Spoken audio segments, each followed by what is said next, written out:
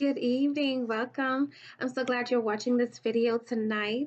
And if you are a graduate or soon to be graduate, this is like part of your toolkit. You keep this within your, vast of videos so that you can reflect back on, okay, what have I learned? How have I applied what I've learned? And am I willing to start a new business, a next business, and how to do A to Z without having to start all the way back from scratch. So this is going to be great. This is a free tidbit. So as the topic goes, basic startup business outline, right? And so this is like a basic startup business outline. I try to tell people that come to my office, you're only going to need a few things when you're talking about starting a business. Not always do you need a whole sum of money in the beginning. In the beginning, you start with an idea, a vision, or something that you know you are going to lead with in society. So right now, I mostly go over the simple stuff you need before you go into documentation and legalizing your business. And here's a few tips that I've learned from being in the field just for a little while, helping small business owners during COVID-19 restabilize their business and actually make a venture online as opposed to just being a brick and mortar business. And so I do help minority business owners, meaning mostly immigrants or individuals who English is their second language, and they kind of find online business challenging. But then I also help individuals who have been in the business arena for a while, doing well, and they just want to take it to the next level. So what we do is we strategize, we come together, we find out what your vision overall goal is, and then we help you narrow that point and focus on key points to get you there. So here's what I wrote. As we reflect back, we can see how preparing our business correctly is important. COVID-19 has taught us that most individuals have been running their business, but they haven't been running it correctly, meaning they didn't have all the right documents, or if they had the documents, most of their documents were outdated. They weren't filed correctly, and all sorts of, I should say, limitations and errors in between. And so our job is to come in and we do a clean sweep, make sure you're structured correctly. We go back and revamp, renew whatever you have to renew, either on SunBiz or with the IRS, and we get that straightened out for you so that you can effectively continue doing business correctly. And so here are some few tips and a few pointers how to run your business legally in the state of Florida. These are basic tips to ensure that your business not only thrives but survives. As you can tell, during the COVID-19 pandemic, a lot of individuals weren't able to get the aid they need because their business wasn't documented or legalized. And so they were functioning, making a profit, filing their taxes, but the documents to show that they have an existing business in Florida, it wasn't available. And I always tell people it's not too late. If you know you need this document, you can pop by at our office here in North Miami, Florida. It's 11886 West Dixie Highway. We can help you there at our main office. If not, you can schedule an appointment with us online and we could skim through what you need and get you right on track in time for taxes this coming year. So what I like to start with for basic business owners, individuals who haven't gone deep into their business structure yet, they're just starting. I would start from this point here. I mean, I know a lady, she was doing a business from the back of her car. She was selling trinkets here and there. She didn't name her business. She didn't have colors. She didn't have a logo or brand. So I created this segment here just for individuals who just getting their hustle on. They didn't have time to name it. They just know they want to have a store or something to offer. And I'm like, great, but let's make you more of a professional, more of an entrepreneur. So the next time around when benefits are being delegated, you're not stuck in the back office trying to prove you are a legitimate business. You have all your documents ready and you're good to go. So tip number one, you have to have a business name.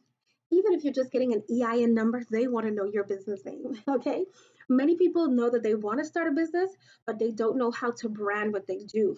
So by giving your business a title or a name that best suits and represents your work, it allows those around you to have clarity about what you do, what you have to offer, and how can it help them. So these are things you ask yourself, what do I want to call my business? And so I have people who know that they're into the clothing arena. So they normally call it a boutique, or they call it a wardrobe, or they come up with very unique names to associate with what they're doing. But then you have individuals who are offering a service. And so for their service, they don't have like a specific name for their business. And I always give a simple tip. I don't say you have to do it this way, but I always say if you have a unique name, you could use your name and then you add services to it. So my name is Bridget. Let's just say I wanted to do a service business where either I'm serving this today or I'm serving that tomorrow. But I don't want to be all the way niche down. Fine. Until you find your zhuzh or where you fit in the business arena, it's absolutely okay to name your business after yourself and add services on it or make it an incorporation or an LLC just with the title of your name. So sometimes you can go all the way to the top and get creative about the name of your company and you get so unique about it and the beauty of what you do, or you can simply use your name, which is your professional brand. Wherever you go, you simply tell them, write that check out to services, your name, services. So that's just a point I give to individuals. If you like it, use it. If not, you could lump it. This is just information freely given to those who need it. Secondly, what I always tell people, what is the image or the icon that best represents your business? And so you'll have people who are in the beauty industry, so they'll either show you nails, or they'll show you some lips, or they'll show you some eyes, or a hand. They show you something that represents the logo of their business. Or you have individuals like me who might want to be more creative. And so you have the P for your organization, then you have your name engraved around it. And you come up with a unique way to brand yourself and launch into this market field. And with a stamp saying, here I am, ready to go.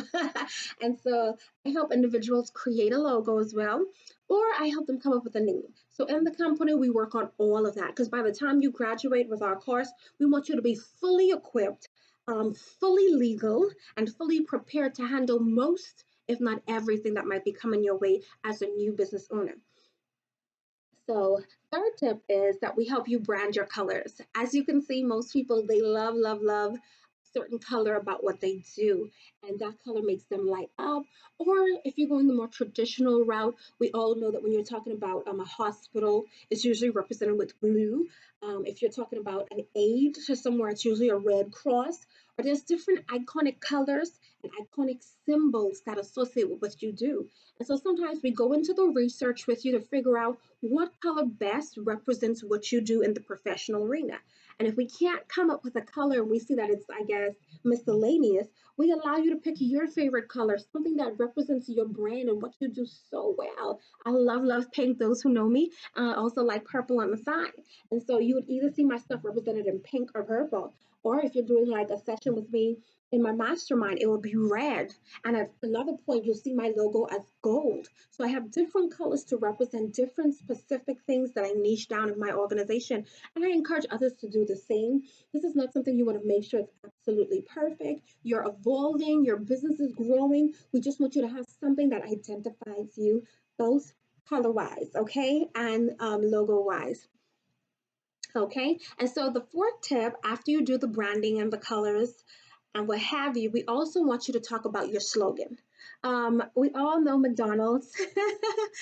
Ba ba ba ba, I'm loving it. And so they have their slogan. And then I remember AT&T, I believe, wireless AT&T. Can you hear me now? And then we have Allstate, you're okay with us. And they have so much catchy phrase or jingles that makes their business stand out and it stays with you. It's a catchy tune. You can't get it out your head. And then once you hear it, okay, I know what they're talking about. They're talking about that business. You can't miss the big arches. You know what I mean? You can't miss the jingles. You know what I mean? And so that's the key when we talk about a slogan. So you can come up with a slogan, and if you're that creative, you can take it to a jingle if you want. The sky is the limit. We always tell people this is just the beginning part. So we don't need you to be so obsessed with this part. We just really want you to be structured enough so that you know you have a theme. And as you grow, you could perfect as you go, or you can perfect from the beginning to the end. You decide. So I always tell people your slogan doesn't have to be a whole paragraph.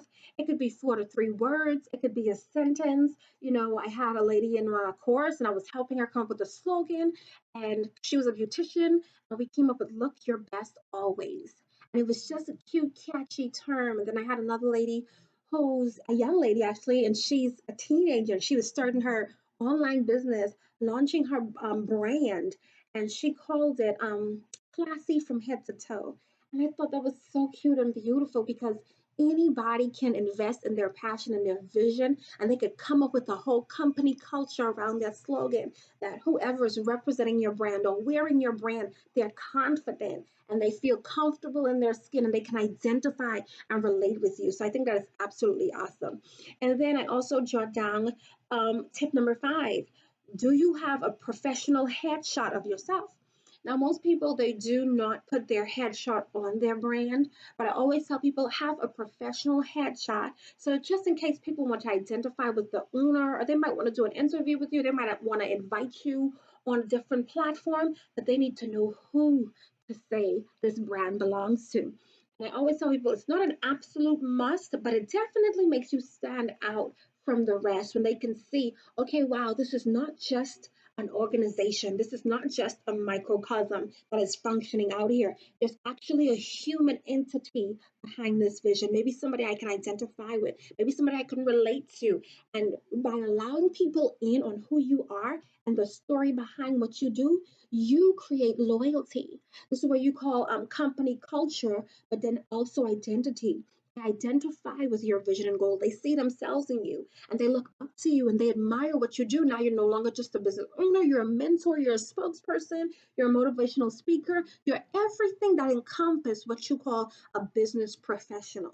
Because as leaders out here, you are representing not just your company, but you are also operating under the influence of your thought process. So somebody wants to know how you did what you did. And so by knowing how, they want to know the why you did what you did, which all encompasses what were you thinking? How did you formulate, strategize, come up with this resilience, this toughness? They want to hear your story. How did you get to this point? So a headshot, like they say, a picture's worth 1,000 words. And so if you have an image of yourself out there, they can see, okay, this is somebody who's respectable. It automatically creates authority for you. And then number 2, it automatically creates credibility. You know, you have $1 million smile. It's trusted. People want to buy into what you have. So use it to the best of your ability. And then number 6, we have the last part, which is like a miniature bio. I always tell people start very small. Maybe on your website you can go in depth, but you just want to give people a taste of who you are, a little tad bit of why you do what you do, who you are, and how you're here to help them. So I always start with my name is XYZ. I am XYZ. I started XYZ because of XYZ. And then you end with an invite. You can come and visit me, follow me, buy from me, work with me in my mastermind, on my website, on my Shopify, wherever they can find you on Amazon with your book, you know what I mean, on the latest iTunes with your CD, you name it. You invite them at the end where they can further delve into your world. I always tell people your business is your universe. It's like you creating your thumbprint. You're bringing something that was immaterialized into the material world. And so that is your identity and your footprint into this side. So I always tell people have a bio, make sure it's just 5 sentences, one paragraph that you could either dash on your Facebook page or if somebody asks you to speak or something, you have a little dash, this is who I am. And after you do your 5 point, your 5 sentence bio, I always tell people do this part too. And at the bottom, I help XYZ, which is your target audience, do XYZ, which is their greatest need. So you leave them with a sentence. So if somebody wants to grow hair, you can be like, I help women around this age that's going bald, how to keep their hair, how to retain their hair, how to grow their hair. You know what I mean? It could be anything. Or if you're a coach, you know what I mean? I help relationships, or if you're a relationship coach, go beyond the 5 year marker, how to rekindle love back into their relationships. Or if you're a financial coach, you know what I mean? I help business owners or financial business owners, you know what I mean? Go to the next level in their target goal or break the glass ceiling, break into being a 6 figure income earner, going beyond the limiting beliefs without all that detail, but you want to be specific on what you help them do and a little bit specific on how. And then you also want to initiate, are you going to do it quick, fast, effortlessly. You want to use a certain key phrase to actually captivate your audience and let them know you know what you're doing, you have the t-shirt to show for it, and you're willing to help and share the knowledge with them. And so that is it for today on our 6 tips on starting your business. Be sure to watch the other video on how to legalize your business, how to go into Sunbiz and get all your articles documented, and how to actually get your EIN number. Then you work on your permit, your certificate of use. I'm here to help you with that. I'm more than welcome to help you at my office. If not, you can catch me online or behind the scenes on my Facebook group where we help you do all of this good stuff with an ease. Love ya. See you at the top. Bye bye.